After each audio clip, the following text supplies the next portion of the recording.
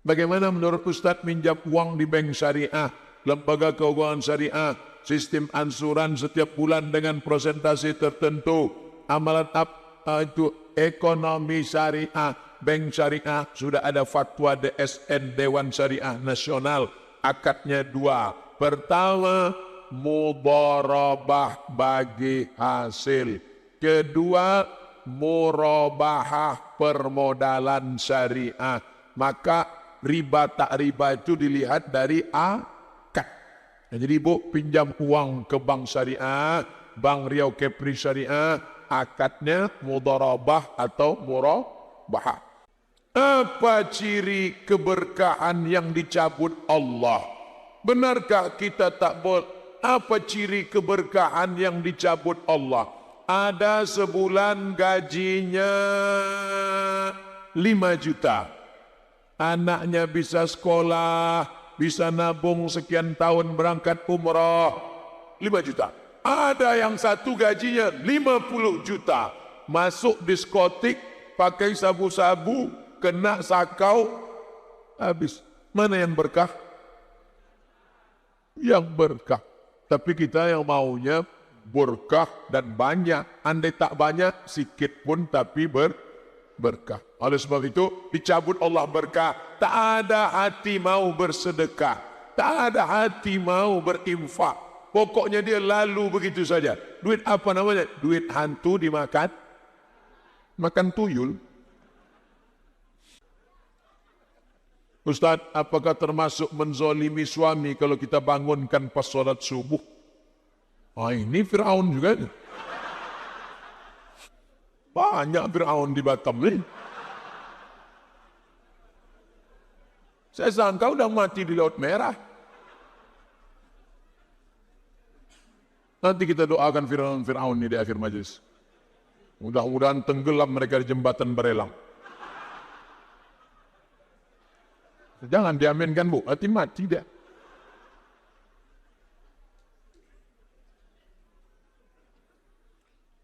Rahimallahum ra'atan, Allah merahmati perempuan aiqazat yang membangunkan zaujaha.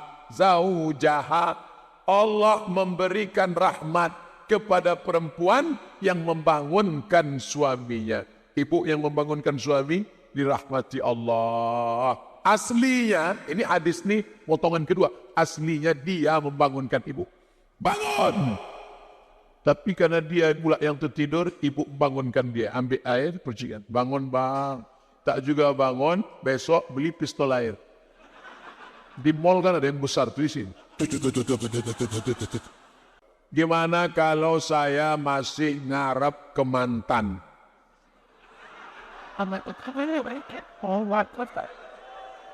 Apalah pertanyaan. Tapi mantannya udah hijrah, nggak mau pacaran. Tapi saya mau dekat lagi. Gitu loh Pak Ustadz. Rupanya mereka ini dulu pernah pacaran.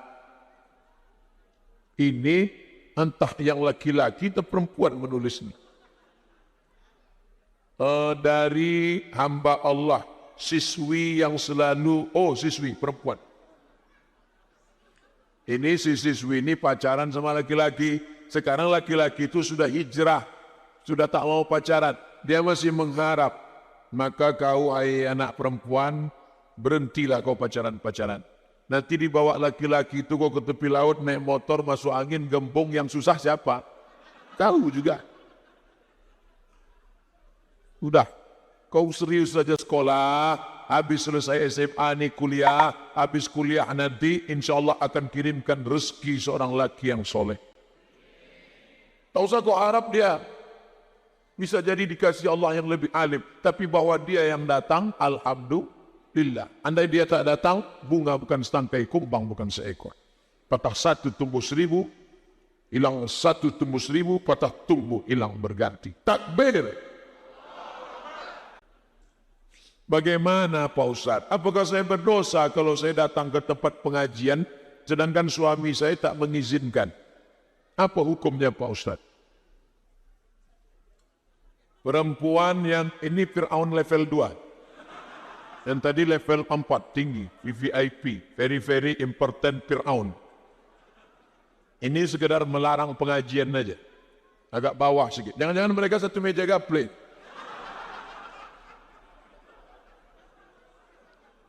Perempuan tak boleh keluar dari pintu tanpa izin suami. Kalau sampai keluar rumah tanpa izin suami, neraka jahanam tempatnya. Maka kau mau kemana pengajian? Jangan keluar. Keluar kau dari sana, neraka jahanam tempatmu. Pembodohan. Tengok baik-baik kaedahnya.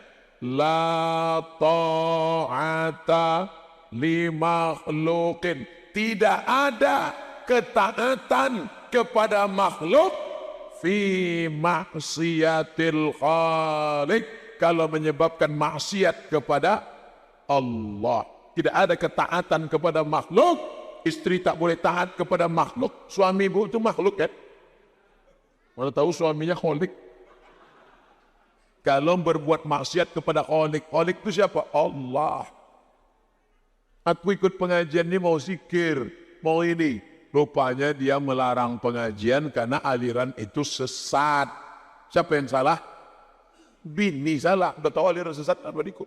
Itu aliran sesat, kata MUI. Tak boleh ikut. Suami melarang. Jangan ikut aliran sesat. Siapa ustaznya? Ustaz Somad.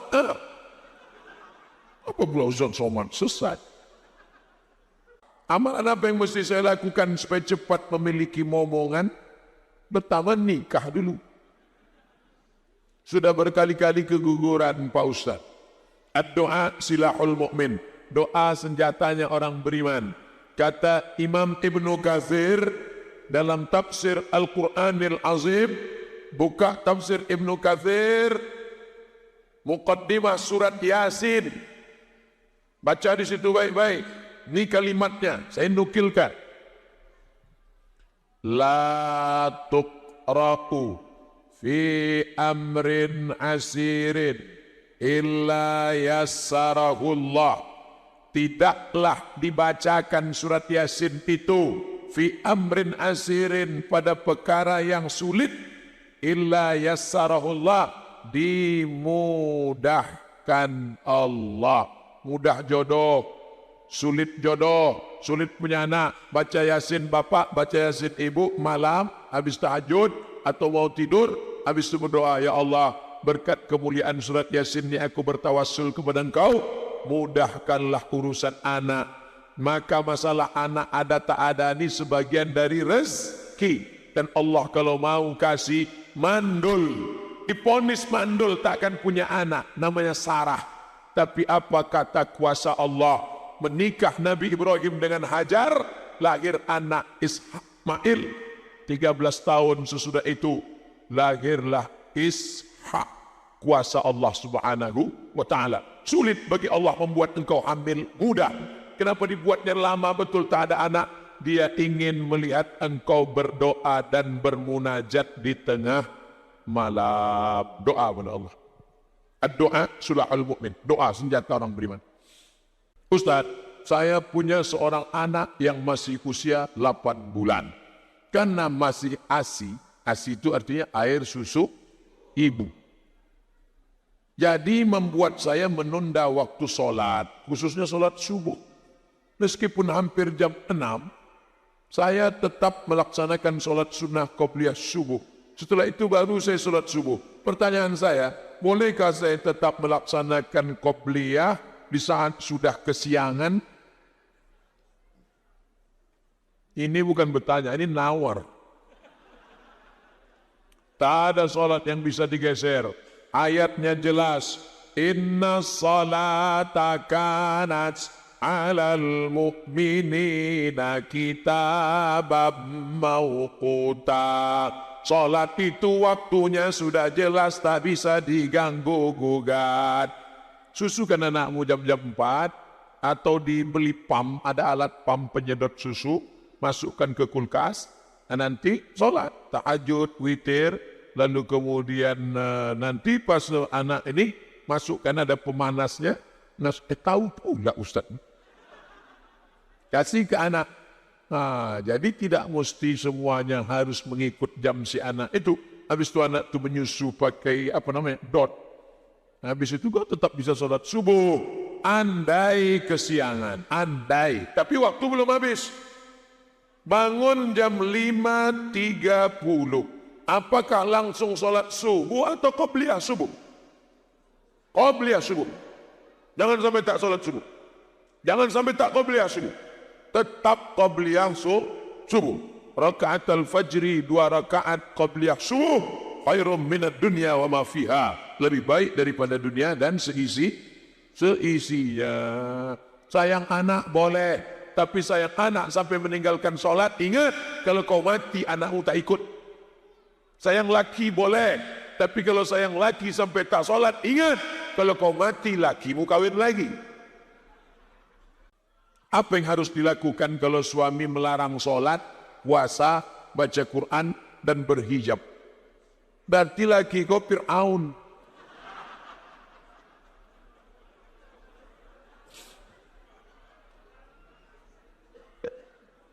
Sholat tak boleh, puasa tak boleh, baca Quran tak boleh, berhijab tak boleh. Pertanyaan ini baik. Dengan adanya pertanyaan ini, bersyukurlah ibu-ibu yang selama ini suaminya tak ganteng tapi baik. Alhamdulillah dari sini bang, syukur bang. Tadi di sana ada orang bertanya, rupanya lakinya itu kejam, tak boleh sholat, tak boleh puasa, tak boleh baca Quran. Aku walaupun kau lisut bang, kau baik.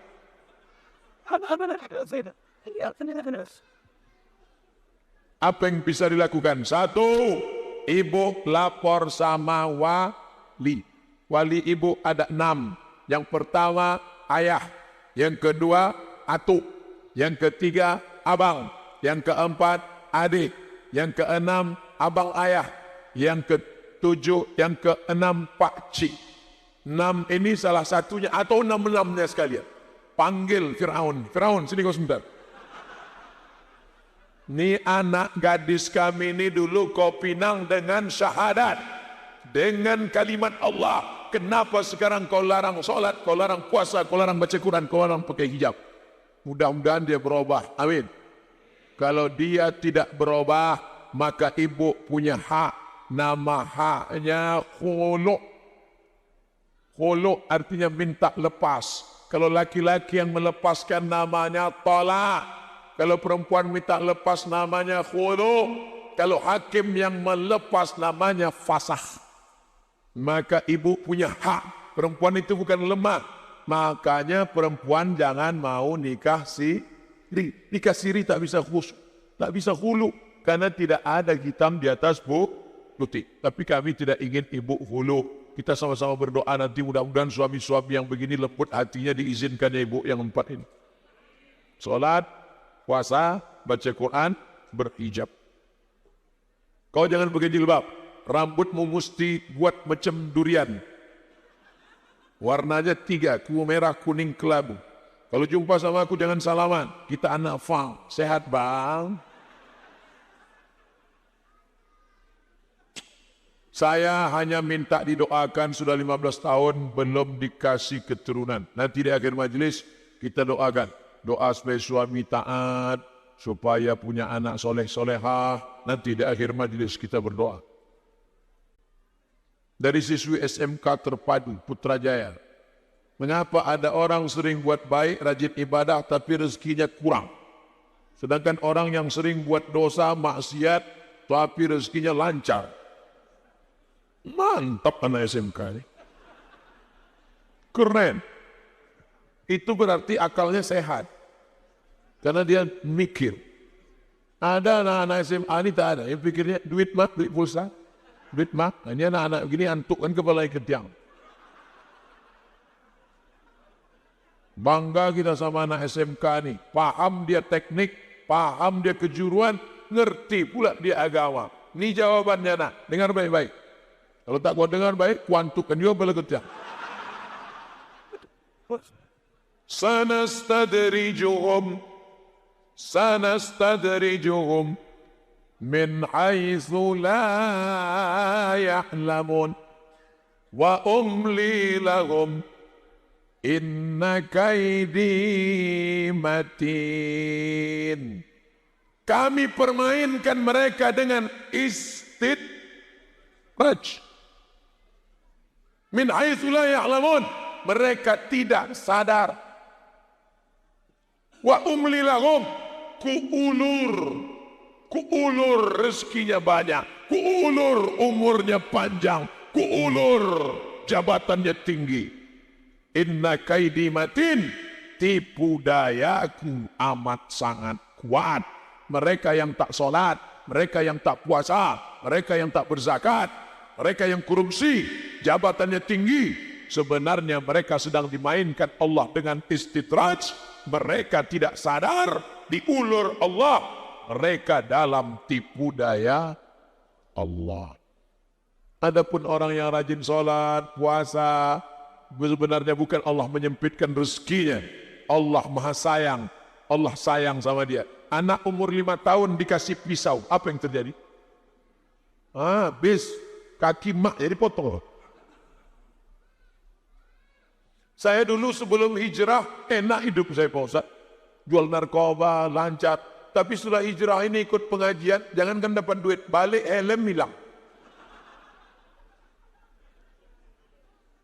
La yusibul mu'min min nasabin wala wasabin wala saqamin wala syaukin.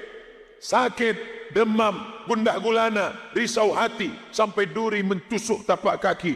Itu cara Allah menghapuskan dosa-dosamu yang lain. Hatta yamshi alal ardi, sampai orang itu berjalan di atas muka bumi. Laisa alaihi khati'ah, tak ada dosanya walau sedikit pun. Sampai akhirnya dia mati dalam keadaan husnul khotimah. Cuman anak SMK, jelas? Tak jelas, kurang sekali lagi. Benarkah kita tak boleh belajar baca Quran ngaji dengan guru ngaji yang tak bersanad?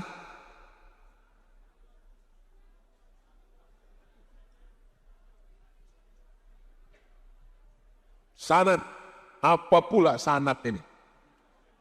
Kalau dipotong sedikit, sunat. Kalau banyak, sanad. Apa sanad nih Pak Ustadz? Dari mana kamu mengambil hadis? Dari Imam Bukhari. Sahih Bukhari. Imam Bukhari dapat dari mana? Dari Imam Abdullah bin Maslamah. Abdullah bin Maslamah dapat dari siapa? Dari Imam Malik bin Anas. Malik bin Anas dapat dari siapa? Dari Imam Abu Zinad. Abu Zinad dapat dari siapa? Dari Al-A'raj. A'raj dapat dari siapa? Dari Abu Hurairah. Abu Hurairah dapat dari siapa? Dari Nabi Muhammad sallallahu alaihi wasallam. Ini dari Bukhari sini namanya sanad. Apakah Ustadz Haruna Hasim tak bersanad?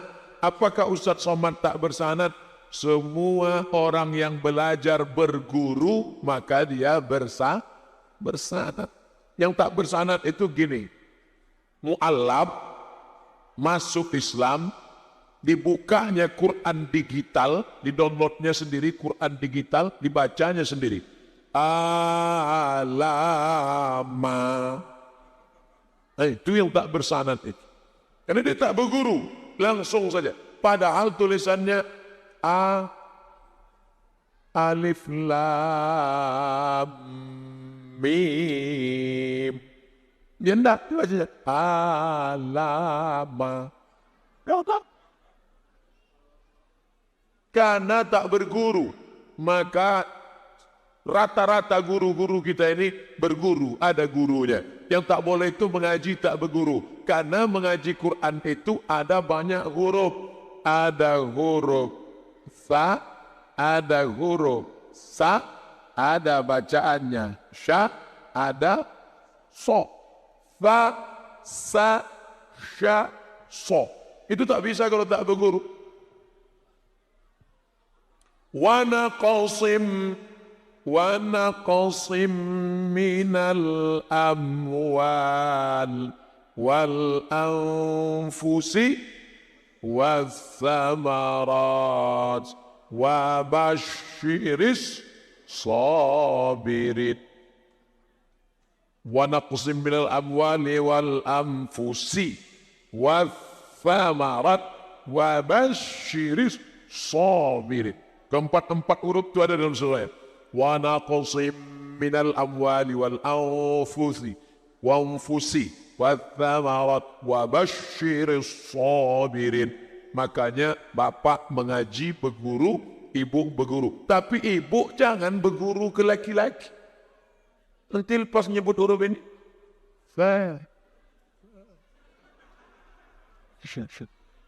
berguru sama perempuan, bapak berguru sama laki-laki. Yang pula, abang tak ngaji bang, abang mau ngaji sama guru ngaji mama. Gatal tuh. Guru sama guru laki-laki, guru sama guru perempuan. Apakah pemberian transaksi politik termasuk rezeki?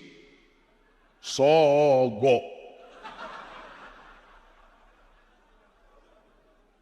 Duit sogok. Dalilnya Pak Ustaz. La'ana Rasulullah sallallahu alaihi wasallam ar-rashi wal murtashi. Rasulullah melaknat orang yang menyogok dan yang diberi sogok. Makanya yang kemarin sudah ngambil DP, balikan. Ambil uangnya, jangan coblos orangnya. Siap? Ambil duit, jangan coblos. Apa hukum memilih orang yang tidak seakidah? Haram. Anggota legislatif satu kota berkisar antara 40 sampai 50 orang. Tiba-tiba kalian pilih yang tak seakidah. Naiklah 50 anggota legislatif. Naik 26. Yang seakidah 24. Hari ini membahas perda, peraturan daerah. APBD untuk musola, imam masjid, guru ngaji, ketuk palu. Setujukah APBD untuk orang solat, imam masjid dan guru ngaji? Saya bukan tanya ke Bapak Ibu. Saya sekarang ketua sidang paripurna. Anggota dewannya 50. Yang 26 tidak seakidah, yang 24 seakidah. Tolong fokus sidang paripurna. Penetapan APBD untuk guru ngaji, untuk imam dan bilal, untuk guru MDA akan dikeluarkan insentif setiap bulan, gaji mereka 3 juta. Setuju? Yang setuju 24, yang tak setuju 26. Apakah perda ini lulus? Tidak. Gara-gara apa? Nih, siapa yang memilih 26 ini?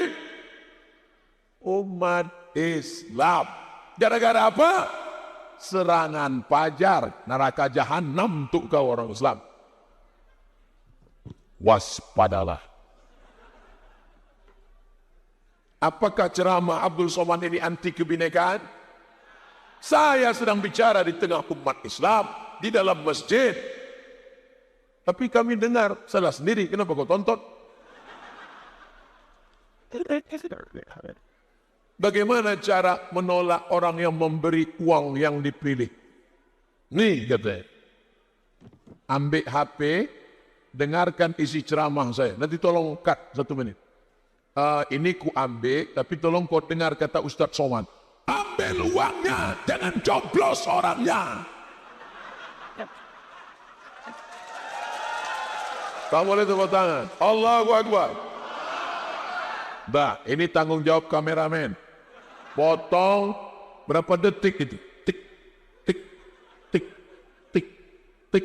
Ambil uangnya, jangan coblos orangnya. Share. Oh, share.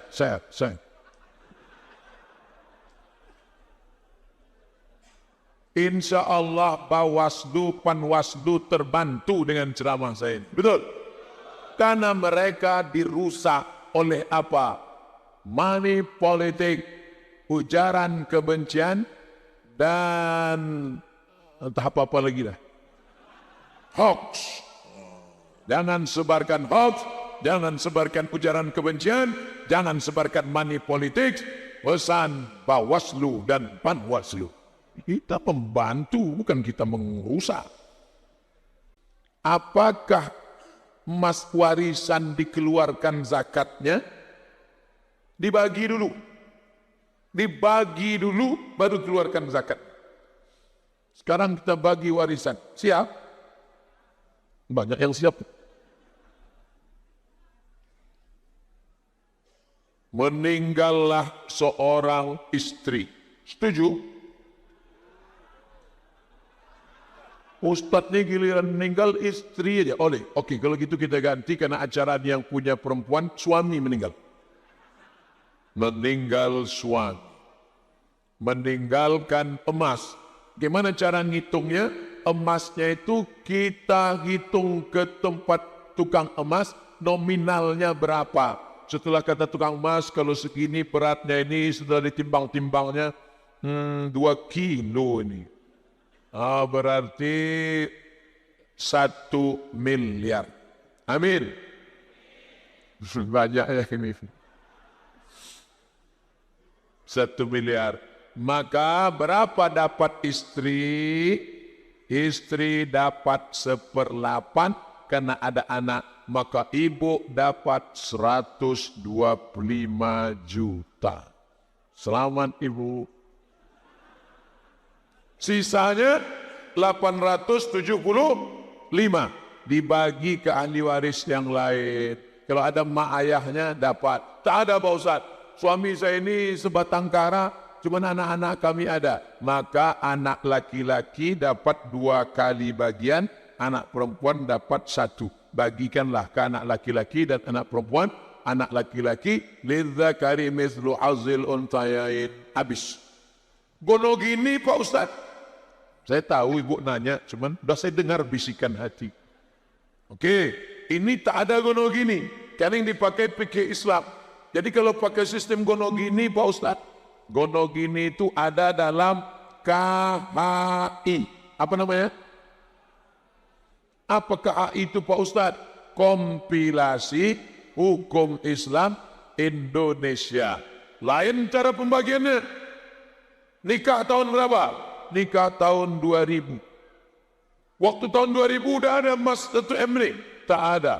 Waktu kami nikah Vespa buruk aja yang ada Pak Ustaz. Oke. Kalau gitu 1 M ini dapat setelah menikah? Iya. Gimana cara baginya? Dibagilah gono gini, bagi 2. Istri 500 juta, suami 500 juta.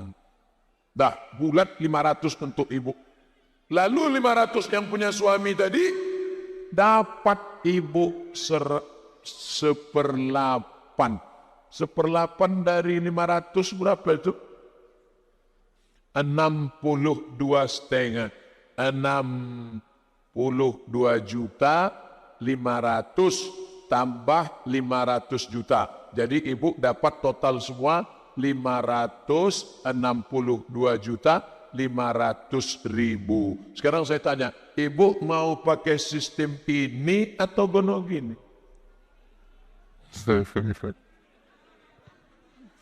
Kalau pakai ini cuma dapat 125. Kalau pakai gono gini 562 juta 500. Pergi ke salon habis 500. Beli motor gede 62 juta, tinggal 500 juta. Masukkan ke bank, dapat berondong manis. Hai laki-laki, waspadalah. Makanya kalau ada duit, sedekah-sedekah. Tabungan kau 1 miliar, habis. Yang kau sedekahkan untuk masjid, surau, langgar, musola, anak yatim, itulah yang akan kau bawa mati. Itu tadi kalau yang meninggal bapak. Sekarang kalau ibu meninggal. Oh, janganlah Pak Ustaz. Oke, nanti masalah istri meninggal akan saya bahas di pengajian bapak-bapak.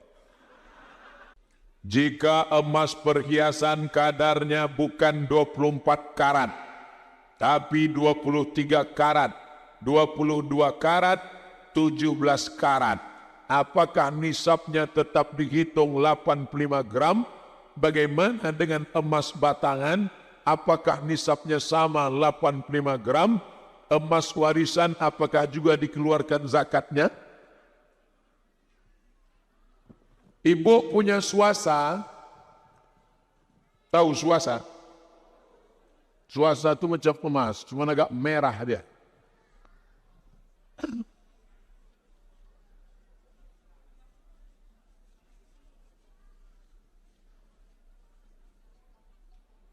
Swasa itu kenapa warnanya merah?